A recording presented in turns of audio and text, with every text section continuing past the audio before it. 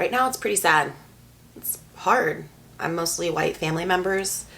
I didn't grow up with my black side, so the people that I lean on are white. They've always been very loving towards me, but the things I've seen them post insensitively for years really boiled over today. Even friends, people I've been in their homes, met their children, watched their children, spent many hours with, people I thought were my best friends. Makes me wonder, behind my back, were they calling me a nigger, a thug, thinking I was less than, inherently violent, the angry black woman? I can't stay silent anymore. It's anger, but it's also sadness and shock. I feel alone. I feel like everyone I thought I could turn to aren't really on my side. Over the years, I've heard, Ariana, I don't count you as black. Oh, you're half black? Lucky you didn't get the big nose and ass genes. Oh, you're black? Nice you don't have a chip on your shoulder like the rest of them. Ariana, I don't think you should come. These friends don't like black people really that much. I was young, and that feeling I got when I heard that shit was quickly overshadowed by me thinking, these are my friends, right? They don't mean to hurt my feelings. I would give excuses like, oh, they're old, they grew up in a different time, or maybe they just didn't grow up with many minorities. Well, today, it all came together and made sense. All of the little things you guys have said over the years, all the posts you've made about things that directly are about me and what I am that hurt, all of the posts about looting instead of the unjust death and police brutality of minorities we've seen over the years, it shows where I stand in your eyes. That I'll always be the black friend that helps you to not feel racist while you say all these things. It's lonely out here, but I'm gonna have to get used to it. And I want people in my corner who are there fully and support me.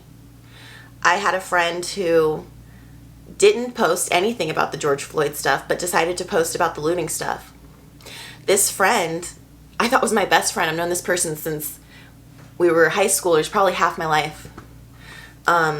We've gone through some hard shit together. It was crazy to see that she just was focusing on the looting thing and nothing about the George Floyd stuff.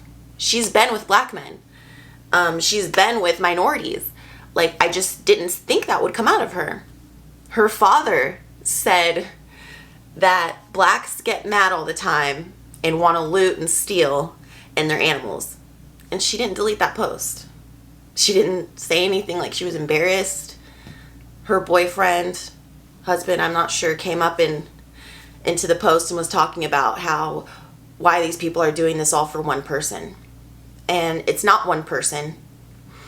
It's for all of the police brutality that's been going on, the protests.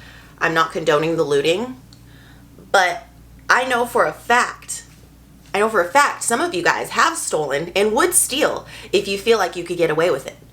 I feel like when mob mentality kicks in and you see that Target open and you see people running out with shit and you think you can get away with it, I know some of you would do that. So standing behind your computer or behind your phone and being in a comfortable place and being able to say that you're so much better than these people, I doubt it. I'm tired of hearing George Floyd's family wouldn't want his memorial like this. Well, George Floyd's name is going to mean something. It's not going to be the same as the way that Trayvon Martin and Mike Brown's killers just get to walk away. His killer is actually going to be charged, and he's going to have jury from that state be able to decide his fate. And until the other three get charged as well, this shit isn't going to stop.